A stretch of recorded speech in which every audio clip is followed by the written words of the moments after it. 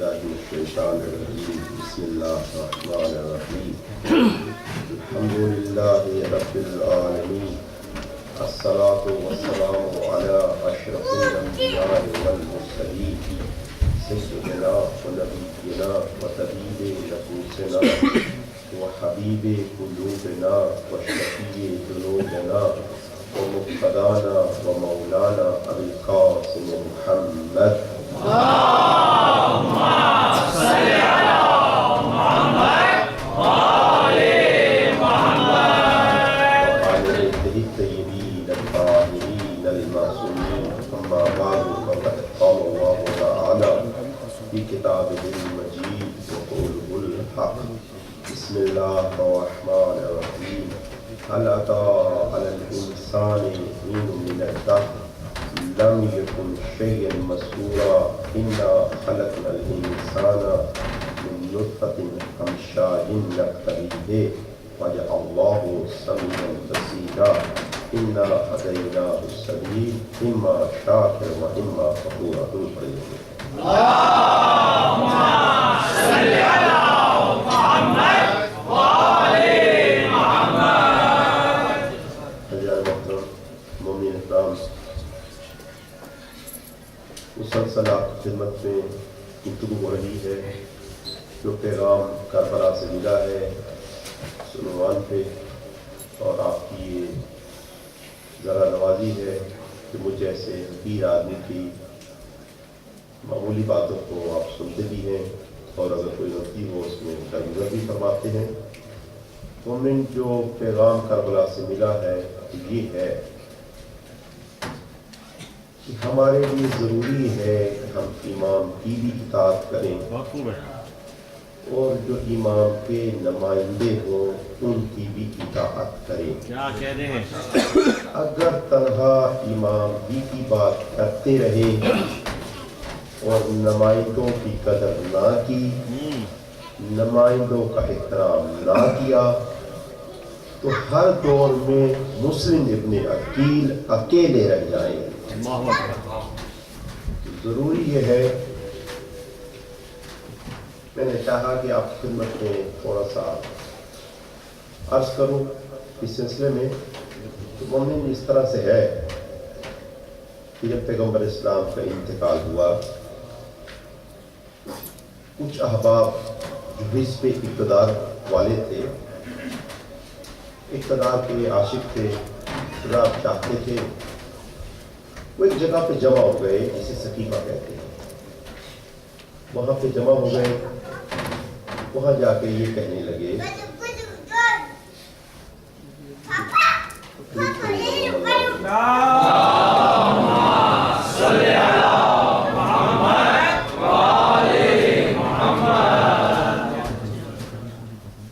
تو جو حزب اقتدار کے کچھ احباب تھے انصار میں سے، وہ جمع ہو گئے سقیفے میں. جانے کے بعد یہ کہنے لگے کہ رسول پاک دنیا سے چلے گئے ہیں، اب ضروری ہے کہ رسول کا وارث بنایا جائے. یہ اس بات سے ناآشنا ہے کہ میت کا وارث میت کو چھوڑ کے کبھی نہیں جاتا. یہ ہمیشہ سے طریقہ کار رہا ہے. جب کبھی دیکھنا ہو کہ میت کا وارث کون ہے اور کون وارث نہیں ہے، جو میت کو سنبھال کے رکھے، جو میت کے پاس ہو وہ اس کا وارث ہے، جو چھوڑ جائے وہ وارث نہیں ہوتا. یہ ہمیشہ سے طریقہ کار رہا ہے. اچھا، انہوں نے یہ بات کہی کہ اب ہم نے رسول کا وارث بنانا ہے اور کسی کو بنایا. اب مجھے یہ بتائیے، آپ سب پڑھے لکھے ہیں، اگر آپ کسی کو نمائندہ بنائیں گے تو کیا وہ آپ کا نمائندہ ہوگا یا میرا ہوگا؟ بنانے والے آپ ہیں، آپ ہی کا نمائندہ ہوگا نا. بس جو بنا رہے تھے بس اتنا ہی کہتے ہیں کہ صاحب وہ آپ ہی کا نمائندہ ہے، رسول کا نمائندہ نہیں ہے. کیونکہ رسول کا نمائندہ وہ ہے جسے رسول نے بنایا تھا، اور آپ کا نمائندہ وہ ہے جسے آپ بنا رہے ہیں. یہاں پر عالم اسلام نے ایک نظام میں جنم لیا جس نظام کو کہتے ہیں خلافت. خلافت یعنی دین خدا کا، لیکن جو دین کے اوپر چلانے والا بنایا جائے گا وہ ہماری مرضی ہوگا. تو اگر یہ نظام ہو تو اس کو کہتے ہیں خلافت. مولا علی کو جب اس بات کا پتہ چلا تو آپ نے فرمایا کہ جو جو دلیلیں صحیفے میں دی گئی ہیں ان تمام دلیلوں کی روح سے میں رسول کا بلا فصل خلیفہ بنتا ہوں. انہوں نے بات کی ہے کہ رسول کے رشتہ داروں میں سے وارث ہونا چاہیے. فرمایا میرے لیے فرمایا یا علی انت اخی فی الدنیا والآخرہ، کہ علی تو دنیا میں بھی بھائی ہے آخرت میں بھی بھائی ہے. انہوں نے یہ کہا کہ ہم نے جنگوں میں رسول کے ساتھ شرکت کی ہے. فرمایا ہر جنگ کا فاتح میں ہوں. خیبر نے میرے لیے کہا لَأُلْقِيَنَّ رَایَةً غَدًا رَجُلًا كَرَّارًا غَيْرَ فَرَّارٍ. احد میں میرے لیے کہا، خندق میں میرے لیے کہا فَرَزَ الْإِيمَانُ كُلُّهُ إِلَى الْكُفْرِ كُلِّهِ. جب میں نے وار کیا تو میرے لیے کہا ضربتُ عَلِيٍّ فِي يَوْمِ الْخَندَقِ أَفْضَلُ مِنْ عِبَادَةِ الثَّقَلَيْنِ. میرا عقیدہ ہے بروز محشر فلک پہ یہ اہتمام ہوگا. تم تھکے تو نہیں ہے؟ میرا عقیدہ ہے بروز محشر فلک پہ یہ اہتمام ہوگا. میرے خیالوں سے بھی وسیع تر ان کا مقام ہوگا. میرا عقیدہ ہے بروز محشر فلک پہ یہ اہتمام ہوگا. میرے خیالوں سے بھی وسیع تر ان کا مقام ہوگا. کہیں محمد کی مسکراہٹ، کہیں خدا کا کلام ہوگا. میرا عقیدہ ہے بروز محشر فلک پہ یہ اہتمام ہوگا. میرے خیالوں سے بھی وسیع تر ان کا مقام ہوگا. کہیں محمد کی مسکراہٹ، کہیں خدا کا کلام ہوگا. اور یہ انبیاء سب وزیر ہوں گے، سردار میرا امام ہوگا.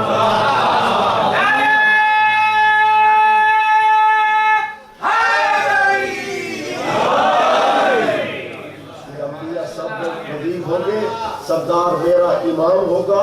گلوں کی نسبت علی سے ہوگی، کلی پہ زہرا کا نام ہوگا. فرمایا جو انہوں نے دلیلیں دی ہیں ان کے مطابق میں رسول کا بلا فصل خلیفہ بنتا ہوں. اب یہ ہے کہ اگر مولا علی چلے جاتے تو کیا ہوتا؟ پھر مومن سمپل سی بات ہے، جب وہ احباب انصار کے بیٹھے تھے، ایک اوس کے تھے، ایک خزرج کے تھے، بعض احباب بچے نئے ہوتے ہیں. تو نوجوانوں سنیے گا، ان کی کل تعداد 7 تھی. 5 مہاجر میں سے آ گئے. 7 نے خلیفہ بنایا، کہا یہ رسول کا ہے. اس کا نام تھا سعد بن عبادہ، پہلا خلیفہ رسول سعد بن عبادہ. لیکن کچھ دیر بعد مہاجر تشریف لائے. انہوں نے کہا بھائی آپ نے کیسے بنا لیا، ہم تو نہیں اس کو مانتے، دوبارہ سے ووٹ چلیں گے. تو پھر دوبارہ سے ووٹ ہوئے، پھر دوسرے 7 خلیفہ بنائے گئے. تو اب آپ دیکھیے کہ یہاں سے قرآن مجید نے اس کی منظر کشی کی ہے. دیکھیے قرآن مجید نے اس کی منظر کشی کی ہے، اور قرآن مجید نے فرمایا کیا؟ وَمَا مُحَمَّدٌ إِلَّا رَسُولٌ وَمَا مُحَمَّدٌ إِلَّا رَسُولٌ وَقَدْ خَلَتْ مِن قَبْلِهِ رُسُلٌ. محمد اللہ کے ایک رسول ہیں اور ان سے پہلے بہت سے رسول جا چکے ہیں. لیکن اے امت رسول ایک سوال کا جواب آپ دیجئے. افإن مات او قتل، اگر یہ رسول مر جائے یا قتل کر دیا جائے، انقلبتم علی اعقابکم، کیا تم واپس اپنی پچھلی حالت میں پلٹ جاؤ گے؟ پچھلی حالت کیا تھی؟ پچھلی حالت یہ تھی کہ جو رہبر تھا، جو امام تھا، جو لیڈر تھا، وہ خود بناتے تھے، پیسے کے زور پہ، تعداد کے زور پہ. لیکن نبی نے ایک مرتبہ حالت بدلی. اب رہبر خدا کی طرف سے، امام خدا کی طرف سے. تو پہلی حالت یہ تھی کہ خود بناتے تھے. اللہ نے اسی بات کا تذکرہ فرمایا افإن مات، اگر یہ رسول مر جائے، او قتل یا قتل کر دیا جائے، انقلبتم علی اعقابکم، تو کیا تم اپنی پچھلی حالت پہ پلٹ جاؤ گے؟ کہنے لگے کیسے ہو سکتا ہے کہ رسول نے اتنے شگرد بنائے ہوں، کیسے ہو سکتا ہے کہ رسول کے اتنے پرورش میں رہے ہوں احباب، اور رسول کے مرنے کے بعد پلٹ جائیں؟ میں قرآن مجید پڑھتا ہوں. قرآن نے حضرت موسیٰ کو کوہ طور پہ بلایا, کہا وَوَا أَدْنَا مُوسَى ثَلَاثِينَ لَيْلَةً, موسیٰ 30 راتوں کا وعدہ کیا گیا ہے, پردے میں 30 راتوں میں رہو گے. حضرت موسیٰ 30 راتوں میں رہے. وَأَتْمَمْنَاهَا بِعَشْرٍ, اور ہم نے اس کو 40 راتوں میں بدل دیا. 30 راتوں کو پیچھے ہوا کیا, پیچھے سامری نے جب 30 راتیں گزر گئیں, ایک مرتبہ سامری نے خواتین کی مدد لی اور ایک گسالہ بنایا. معلوم ہوا جب گسالہ بنایا جاتا ہے تو خواتین سے مدد لی جاتی ہے. ایک مرتبہ اس نے جتنے بھی زیورات تھے سارے اکٹھے کیے, ایک گسالہ بنا دیا, اور گسالہ بنانے کے بعد کیا کہنے لگا, ھذا الہکم و الہ موسیٰ, اور لوگوں یہ تمہارا بھی خدا ہے, موسیٰ کا بھی خدا ہے. اب ایک سامری تھا, انہوں نے جو تشریف فرمایا, آخر میں ضرور توجہ فرمائیے گا کہ ایک سامری تھا, لیکن موسیٰ علیہ السلام کیا دنیا سے چلے گئے تھے؟ نہیں, موسیٰ موجود تھے. کتنے دن کی غیبت تھی؟ پردے میں تھے. ہارون موجود تھے, قرآن میں ہارون کا نام بھی آیا, توریت میں ہارون کا نام بھی آیا. تو ہارون موجود ہے, موسیٰ پردہ غیبت میں ہے. تو ایک اولو العزم نبی کے ہوتے ہوئے اس کی امت ایک سامری کے ذریعے سے گمراہ ہو جاتی ہے. نبی موجود بھی ہے, تو جب ایک نبی کے زندگی میں ایک امت ایک سامری سے گمراہ ہو سکتی ہے, تو چند سامری جہاں بیٹھ جائیں, چند سامری جہاں بیٹھ جائیں, وہاں پہ نبی کی وفات کے بعد امت کیوں نہیں گمراہ ہو سکتی؟ قرآن نے یہی کہا, اپائی ماتا اور قتل, اگر یہ رسول چلا جائے یا قتل کر دیا جائے تو کیا تم اپنی پچھلی حالت پہ پلٹ جاؤ گے؟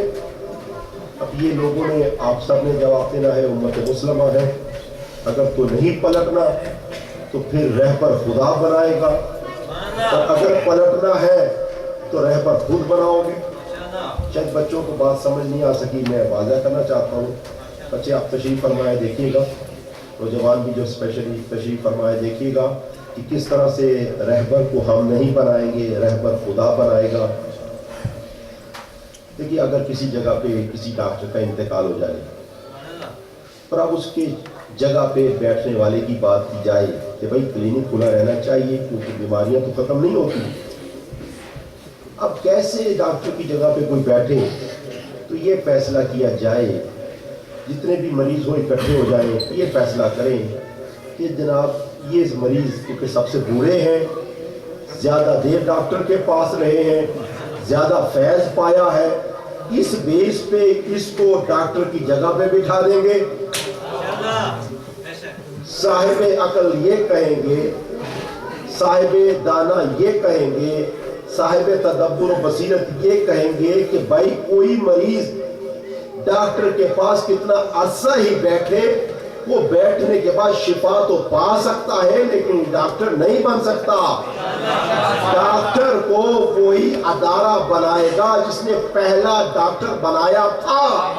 ہم بھی یہی کہتے ہیں, نبی کے پہلو میں بیٹھ کے کوئی شفا تو پا سکتا ہے لیکن نبی کی جگہ پہ ہدایت کے لیے وہی بٹھائے گا جس نے نبی کو ہدایت کے لیے بٹھایا تھا.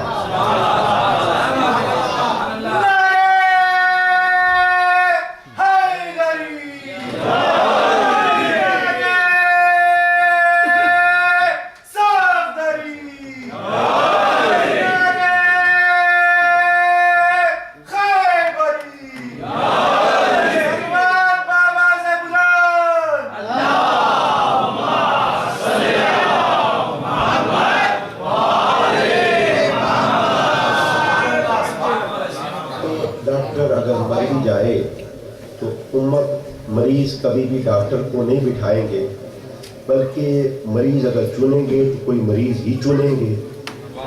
تو ہمیں تو وہ چاہیے جو کہ شفا دے سکے. تو ممی دیکھیے گا, یہاں سے ایک نظام نے جنم دیا ہے, اس نظام کو کہتے ہیں خلافت. خلافت کون سا نظام ہے؟ خلافت ایک نظام ہے کہ جو دین اللہ کی طرف سے ہوگا لیکن دین کو چلانے والا بندوں کی طرف سے ہوگا. ایک نظام اس کے بدلے میں ہے، وہ ہے غدیری نظام. اس نظام میں یہ چیز ہے کہ دین بھی اللہ کی طرف سے، دین کا چلانے والا بھی اللہ کی طرف سے. تو دو نظام چلے ہیں پیغمبر کی وفات کے بعد، لیکن دونوں نظاموں میں فرق ہے. سقیفے میں چند اصحاب تشریف فرما ہے، چند احباب ہیں، تمام اصحاب کرام نہیں ہیں. غدیر میں 1,24,000 اصحاب ہیں. سقیفے میں رسول نہیں ہے، کیا کہنے ہیں؟ غدیر میں رسول ہے. سقیفے میں کوئی ازواج رسول نہیں ہے، غدیر میں تمام ازواج رسول بھی ہیں. سقیفے میں بنت رسول بھی نہیں ہے، غدیر میں بنت رسول بھی ہے. سقیفے میں نہ رسول ہے نہ ہی معتبر شخصیات ہیں. غدیر میں رسول بھی ہیں، شخصیات بھی ہیں. کہنے لگے یہ بدعت ہے، یہ سنت ہے. میں نے کہا یہ تو بتائیے بدعت کسے کہتے ہیں، سنت کسے کہتے ہیں؟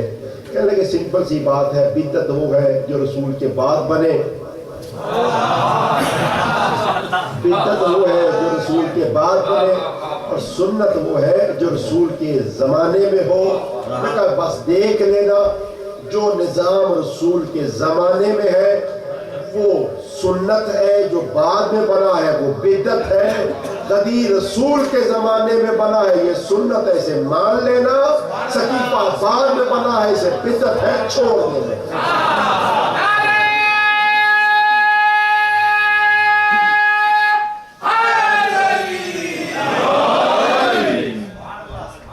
جو نظام اس معاملے اگر آپ کی توجہ ہے تو اللہ عرض کرنا چاہتا ہوں، میری قدر فرمائیے گا. مسلمان دو دھڑوں میں تقسیم ہو گئے. ایک غدیری مسلمان کہلانے لگے، ایک سقیفائی مسلمان کہلانے لگے. سقیفہ سے جب خلافت چلی ہے تو یزید تک پہنچی ہے، اور غدیر سے امامت چلی ہے تو حسین تک پہنچی ہے. دونوں میں فرق ہے. تو خلافت یعنی وہ نظام جس سے نظام دین یعنی خدا کا، لیکن جو حاکم ہے وہ انسانوں کی مرضی کا. اور غدیر یعنی امامت کا نظام، دین بھی خدا کا اور رہبر بھی خدا کا. اچھا اب یہ دیکھیے ایک قرآن خلافت ختم کیسے ہوئی، ختم کیسے ہوئی. قرآن مجید نے فرمایا جاء الحق وزہق الباطل ان الباطل کان زہوقا. حق آیا ہے اور باطل نے مٹنا ہے، اور باطل کو تو مٹنا ہی تھا. تو ایک جگہ کوئی چیز کسی کا حق چھینا جاتا ہے، کوئی باہر سے حملہ کرتا ہے، کوئی اندر سے گڑبڑ ہوتی ہے، پھر مسئلہ خراب ہوتا ہے. لیکن نوجوانوں میرے دوستوں سنیے گا، خلافت ختم ہوئی تو کیسے ختم ہوئی؟ نہ باہر سے کسی نے حملہ کیا،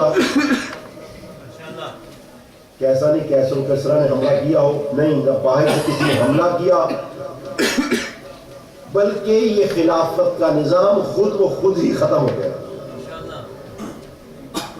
بالکل اسی طرح سے باطل کی ایک صفت ہے کہ باطل کو تھوڑا سا ٹائم چاہیے اور خود کو خود ختم ہو جائے گا. جیسے بچوں آپ کو پیتے ہو تو جب آپ ڈالتے ہو تھوڑا سا پانی ہوتا ہے، پھر جھاگ آ جاتی ہے. یہ جھاگ جو ہے وہ اصل نہیں ہوتا، کچھ بھی نہیں ہے، پانی حقیقت میں ہے جو اس کے اندر ہے. تو یہ جھاگ جو ہے اسے مت سمجھیے گا یہ کوک ہے. کچھ دیر ویٹ کر لیجئے گا، صبر کر لیجئے گا، خود بخود بیٹھ جائے گی، کیونکہ باطل ہے، خود بخود مٹ جائے گی. بس خلافت بھی خود بخود ختم ہوئی ہے، اور ایسی ختم ہوئی ہے کہ تا روز قیامت اب دوبارہ آنے والی نہیں ہے. خلافت جسے خلافت راشدہ کہا جاتا ہے، راشدہ یعنی نیک اور صالح احباب. اب مجھے یہ بتائیے کیا رسول کے بعد کیا صرف 4 شخصیتیں ہی صالح آ سکی؟ رکاوٹ کہاں سے آئی؟ کیا کسی نے آ کے حملہ کیا؟ کسی نے روکا؟ کیونکہ نظام اللہ کا بنایا ہوا نہیں تھا اس لیے نہیں چل سکا. امامت کیونکہ اللہ کا بنایا ہوا نظام تھا، اگرچہ غدیر کے بعد چھین لیا گیا لیکن امام خمینی نے انقلاب لا کے پھر اسے نافذ کر دیا. اس نظام اب دیکھیے خلافت کا جو نظام ہے وہ جمہوریت میں کیسے بدلا. کیونکہ جمہوریت کسے کہتے ہیں؟ خدا نہ کرے یہاں پہ جمہوریت کے عاشق بیٹھے ہوئے ہو، کیونکہ جمہوریت نظام الہی نہیں ہے. جمہوریت یعنی نظام بھی بندوں کا اور ناظم یعنی چلانے والا بھی بندوں کی طرف سے. ایک تین نظام کائنات میں، امامت نظام بھی خدا کا، چلانے والا بھی خدا کی طرف سے. خلافت نظام خدا کا لیکن چلائیں گے خود اپنی مرضی سے.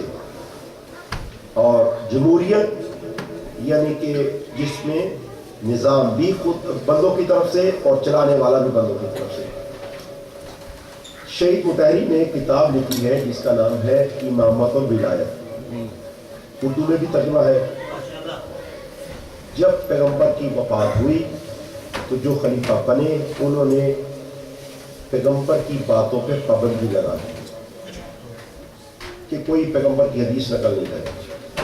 100 سال تک پیغمبر کی کوئی حدیث نقل نہیں ہوئی سوائے چند احباب کو اجازت تھی، لیکن یہ پابندی مذہب حکام میں نہ تھی کیونکہ مولا علی نے کتابیں لکھی، آپ کے اصحاب نے کتابیں لکھی.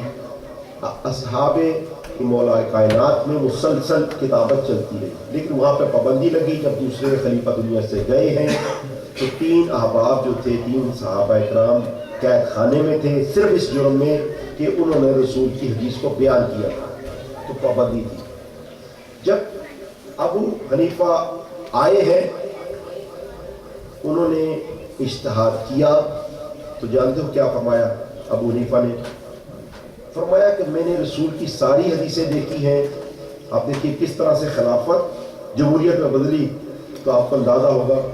کہا کہ مجھے صرف اور صرف رسول کی جو حدیثیں جو بغیر شک کے جنہیں میں کہہ سکتا ہوں رسول کی طرف سے ہیں ان کی کل تعداد 15 ہے.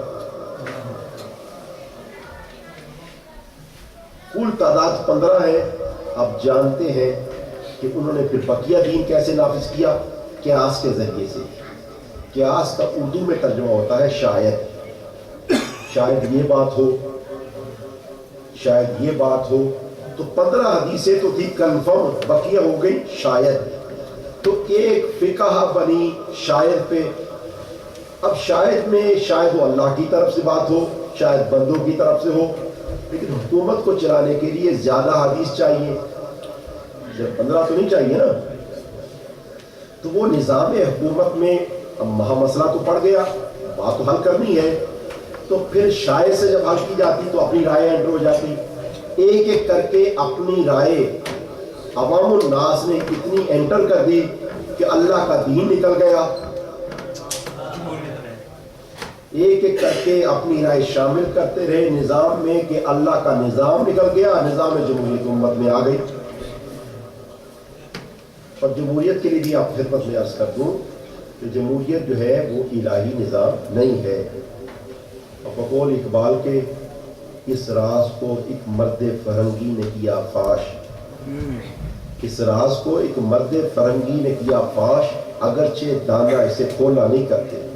جو دانا ہے وہ تو کنارہ کشی کر لیتے ہیں کہ جمہوریت جو ہے وہ قرآن کی طرح ایک ہمارے لیے قابل احترام ہے، ایسی ویسی بات نہیں ہے. اس راز کو ایک مرد فرنگی نے کیا فاش، اگرچہ دانا اسے کھولا نہیں کرتے. جمہوریت ایک طرز حکومت ہے کہ جس میں بندوں کو گنا کرتے ہیں تولا نہیں کرتے. اب آپ کی خدمت میں یہ شاعری تھی، لیکن آپ مجھے بتائیے گا قرآن کی آیات ہیں جو مسلسل جمہوریت کے اگینسٹ میں ہیں. میں پوچھتا ہوں آپ مجھے بتائیے گا. پہلی بات، جمہوریت کسے کہتے ہیں؟ جمہوریت یہ ہے کہ عوام الناس کے حق میں، کہیں کچھ لوگ پریشان تو نہیں ہو رہے؟ देखिए हमारा इश्क मौला कायनात से है, जमहूरियत से नहीं है। आप देखिएगा कि जमहूरियत किसे कहते हैं। जमहूरियत ये है कि अवामुन्नास के हक में हक विलायत है। अवाम के पास, पब्लिक के पास हुकूमत का हक पब्लिक के पास है, विलायत का हक पब्लिक के पास है, और पब्लिक वोट के जरिए से किसी एक को नॉमिनेट कर देती है और उसे हक विलायत, हक हुकूमत दे देती है। ये है जमहूरियत। अच्छा, ये चलेगा निज़ाम कैसे? वो जो नॉमिनेट होके आता है, जो सदर बन जाता है, प्राइम मिनिस्टर बन जाता है, वो पब्लिक की डिमांड को पूरी करते हुए, पब्लिक की राय के मुताबिक, पब्लिक की ख्वाहिश के मुताबिक हुकूमत करेगा। यही है ना, यही है कि वो करेगा।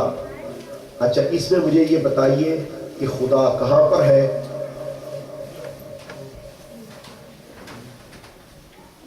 अच्छा, वोट देने का हक तो लोगों को है, लेकिन खुदा कहाँ पर है? कहीं भी नहीं है। और आप फिर सुनिएगा, कुरान ने पूछा, देखो मुझे ये बताओ, हल यस्तविल लज़ीना यालमून वल लज़ीना ला यालमून, क्या आलिम और जाहिल बराबर हैं? अच्छा, आलिम और जाहिल बराबर नहीं है। और जमहूरियत में आलिम भी बराबर है, जाहिल भी बराबर है। जमहूरियत में दोनों बराबर है। कुरान कहता है अफमन कान मोमिनन कमन कान फासिका, क्या मोमिन और फासिक बराबर हैं? वो जो वोट देने जाते हैं, मुझे बताइएगा, कुरान कहता है मोमिन और फासिक बराबर हैं? कहते नहीं, और फिर वोट दे के बराबर कर लेते हैं। अच्छा, कुरान कहता है अफमन यहदी इलल हक़्क़ि हक़्क़ व युत्तबअ इम्मा, क्या वो जो हिदायत की तरफ तुम्हें ले जाता है, क्या शाइस्ता है कि उसको तुम फॉलो करो? अमन ला यहदी इल्ला अन युहदा, या वो जिसके पास हिदायत है नहीं, अगर मिले तो हिदायत याफ्ता, अगर नहीं उसके पीछे चलोगे? ये दोनों बराबर है? नहीं, जमहूरियत में दोनों बराबर है। अच्छा, कुरान मजीद कहता है दोनों बराबर हैं। फिर एक मरतबा आयत का नंबर जो है वो है सूरह निसा। सूरह निसा चौथा सूरा है, और नौजवान इस नंबर को याद कीजिएगा। आयत नंबर है 60। जमहूरियत के बड़े सख्त खिलाफ आयत है। और आप देखिएगा, परवरदिगार दो आलम ने फरमाया अलम तरा। एक सवाल है, जैसे ये सवालात हैं, आपसे सवाल है, आप बताइएगा मुझे कि आपने जैसे आप सवालात के जवाब दे रहे हैं, इसी तरह से अल्लाह ने सवाल किया है, हर मोमिन के लिए फर्ज है जवाब दे। फरमाया अलम तरा इलल लज़ीना, क्या देखा है उन लोगों को?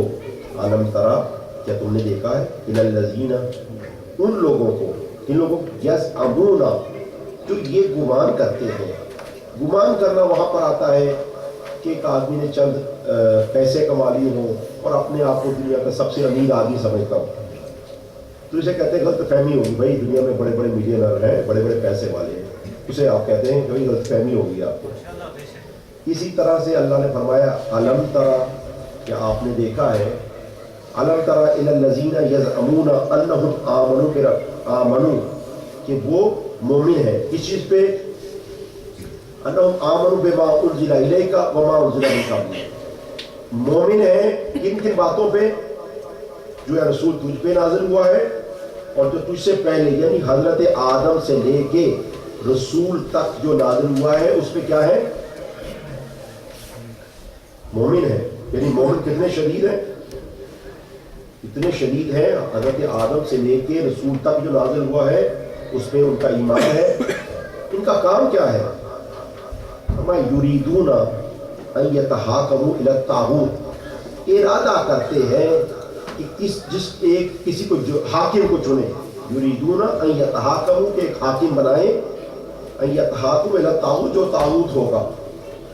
क्या आपने कभी ऐसा मोमिन देखा है जो अपने आप को मोमिन तस्वर करे और फिर जो हाकिम भी खुद बनाए, और अकीदा भी हो हाकिम खुदा भी बनाता है, और जिसे खुद बनाएगा वो तागूत होगा।